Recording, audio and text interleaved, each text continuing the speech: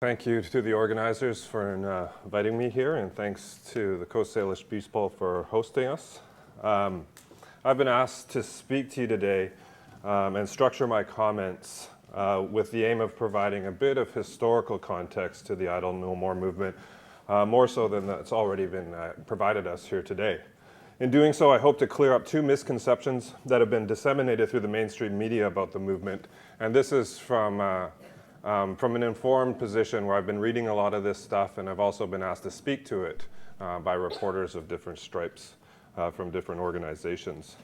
So these two misconceptions, I claim, are first, that we are seeing with Idle No More is entirely unique as far as Indigenous people's struggles and protest activities go. And second, that Idle No More's objectives, like was stated before, are vague and at times contradictory and without clear direction. So what I want to do is provide a little bit of a historical perspective, and what I want to claim is that what we are witnessing with Idle No More is the emergence of a fourth cycle in Indigenous people's struggle for freedom and land in Canada since 1969. Now, our struggles, of course, predate 1969, but the contemporary manifestations of these actions, I think, really crystallized in 1969. This activism has always sought to resist Canada's attempt to gain access to what's left of our land and resource base for the purposes of increased capitalist economic development and settlement through the imposition of colonial pieces of legislation aimed at achieving this outcome. Each of these cycles begins with Canada's failed attempt to manage Indigenous people's anger and frustration towards the actions or non-actions of the settler state by offering us false promises of a new relationship or partnership through formal recognition of our rights in law, but then in practice, the government proceeds to trample these rights as we proceed forward.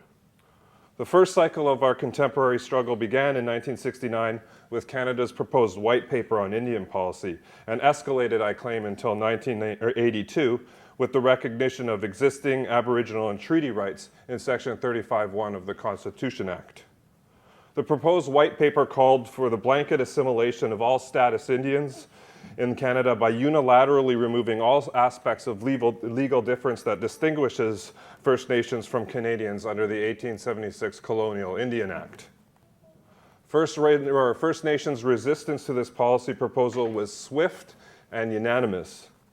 It was correctly reviewed as a white supremacist, racist attempt to eliminate First Nations legal and political status, as the undermining of our treaty rights, and the attempted integration of our collective land bases into free, simple title dictated by Canadian property law and subject to the imperatives of the capitalist market.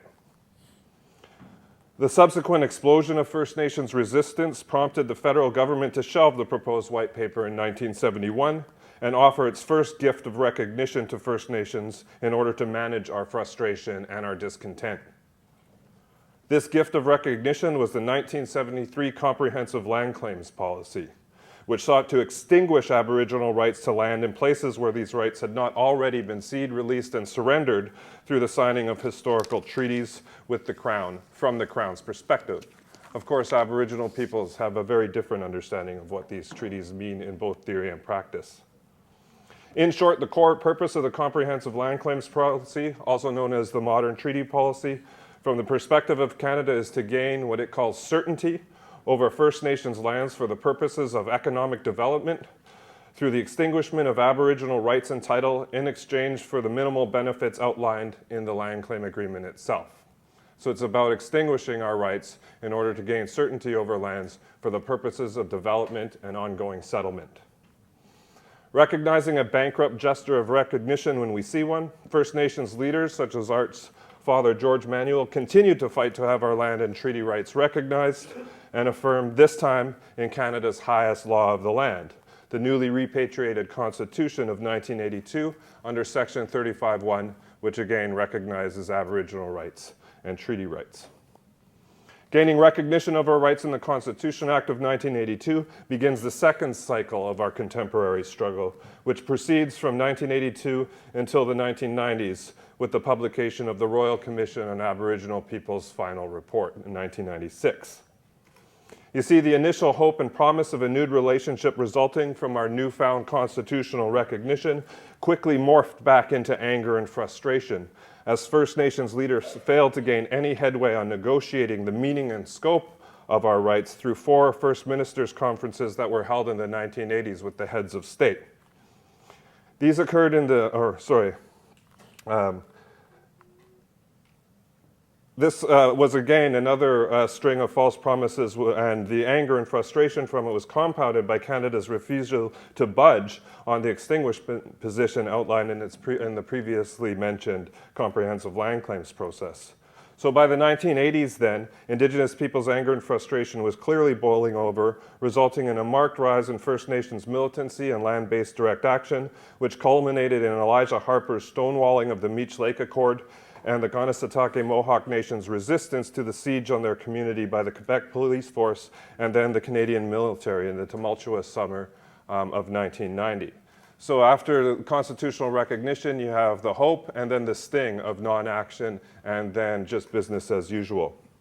This leads us to our third cycle of Indigenous struggle, beginning with the Royal Commission on Aboriginal Peoples, conducted from 1991 to 1996, and ending with the Government of Canada's residential school policy and the settlement agreement in 2007 and 2008.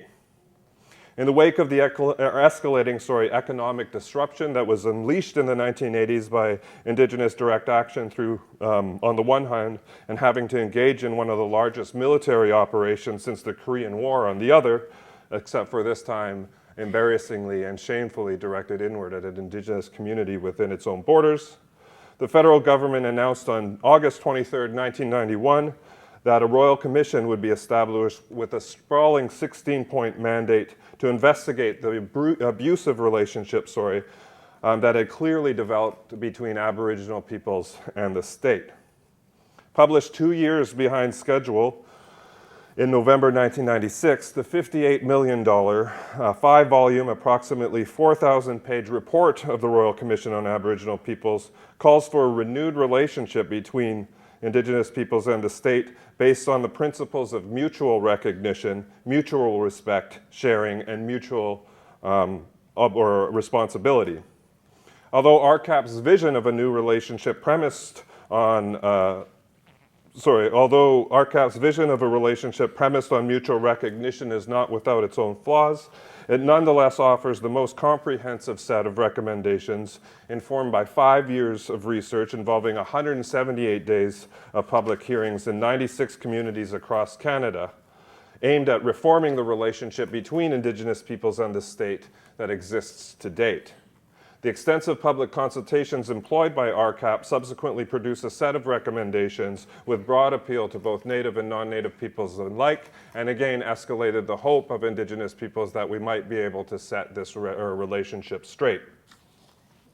After almost 2 years of perceived foot-dragging, the federal government officially responded to RCAP report in January of 1998. The statement, titled Gathering Strength, Canada's Aboriginal Action Plan, essentially amounts to a reiteration of the federal government's long-standing policy framework guiding its relationship with Indigenous peoples, an approach which continues to circumscribe our land and political rights with the purpose being to shore up state and industry's access to our lands and our resources. Subsequently, in 2006, the Assembly of First Nations issued a scathing report of RCAP, which it called its report card, that assesses the federal government's policy response to the Royal Commission's recommendations. The analysis concludes that Canada has failed to act on key foundational recommendations of RCAP, and as a result, there has been a, quote, lack of progress on key socioeconomic indicators. Based on our assessment, Canada has failed in terms of its actions to date. Meanwhile, post-RCAP Indigenous land-based struggles and direct actions continue, including a very publicized example at Burnt Church, the ongoing reclamation at Grassing Narrows, and another surge in direct action led by grassroots here in BC, including a lot of blockading. As well as a marked increase in court actions leveled by First Nations individuals regarding the violent impact and legacy of their experiences at the hands of Canada's residential schools.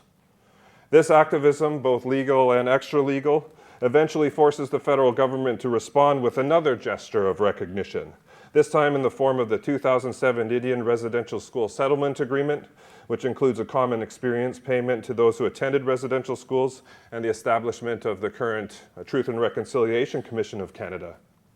And eventually this was followed by Canada's June 2008 apology made by the Prime Minister on behalf of the Government of Canada to survivors of the Indian residential school system. Characterized as the inauguration of what he called a new chapter in the history of Aboriginal and non-Aboriginal relations in the country, the residential school apology was a highly anticipated and emotionally loaded event. Across the country, Native and non-Native people alike gathered in living rooms, band offices, churches, and community halls to pay homage to what was touted as a historic moment in the history of our relationship. Although there was a great deal of Native skepticism towards the apology in the days that led up to it, for many it was taken as a genuine and necessary first step in the long road to reconciliation. And so we enter our fourth struggle. I'm done, I wrote this today and then now I have to ad-lib. So this is the fourth cycle. Again, we have the initial gesture of some bankrupt attempt to appease us through reconciliation, which amounts to just words, and it doesn't amount to any substantive political action. And then as soon as that is offered in just words, the federal government proceeds to go about business as usual. So in the post-2008, we see housing and material conditions in First Nations and other Aboriginal communities deteriorate. You see the implementation or imposition of new forms of legislation that are same as the old forms of legislation. They're an attempt to make Indigenous peoples' lands and resources accessible by non-Indigenous peoples, in particular the state and industry, for the purposes of ongoing capitalist exploitation and for the purposes of ongoing settlement. So these are the cycles, the four cycles of Indigenous resistance that have come after attempts by the state to placate our demands through gestures, false gestures of inclusion and recognition. Now, I think what's important, or what we can take from this history, which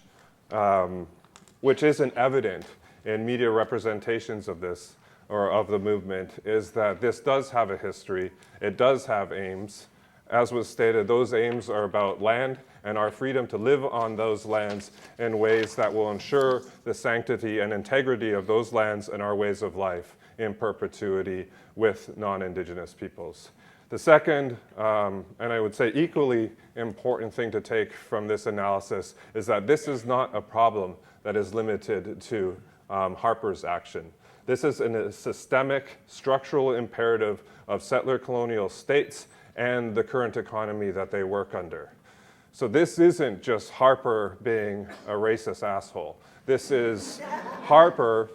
acting like what Canada ought to and its premise was built on. So in order to undo that, we have to, as Indigenous peoples, mobilize, organize, and work with non-Indigenous allies and solidarity and to create an entirely different relationship. And that's, from my understanding, what I think Idle No More is about. Masicho.